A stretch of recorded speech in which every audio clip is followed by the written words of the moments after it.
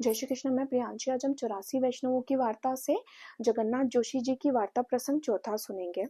तो जगन्नाथ जोशी जी ये नित्य लीला में श्री स्वामिनी जी की सखी सौरभी जी हैं। प्रसंग इस प्रकार है। एक बार उत्थापन का भोग धरने के बाद सारे वैष्णव जनों के लिए जगन्नाथ जोशी जी ने श्री ठाकुर जी के दर्शन खोले। सारे वैष्णव जन दर्शन कर रहे थे, तब वहां पर एक गरासिया राजपूत जी भी वहां पर दर्शन के लिए आए। तब एक बूढ़ी माता थी वहां पे, उन्होंने माला ऐसे फेंकी, फूलों की जो माला होती है वो ऐसे फेंकी कि श्री ठाकुर जी के सिंहासन पे गई। और इसको देखकर जगन्नाथ जोशी जी को बड़ा ही गुस्सा आया। उन्होंने भी माला बाहर फेंकी और किसी राजपूत के गले में गई। तब उन गरासिया राजपूत जी ने मन में विचार आया कि इसने प्रसादी माला मुझे नहीं दी जगन्नाथ जोशी ने। तो इनके मन में विचार आया कि अब जब ये जगन्नाथ जोशी जी को मैं मारूंगा। फिर ये तलवार लेके फिरने लगे।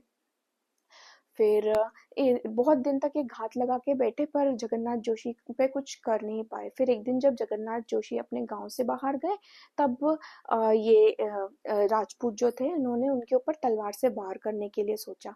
और जैसे ही इन्होंने तलवार से वार करने का सोचा, श्री ठाकुर जी ने उनका हाथ पकड़ लिया।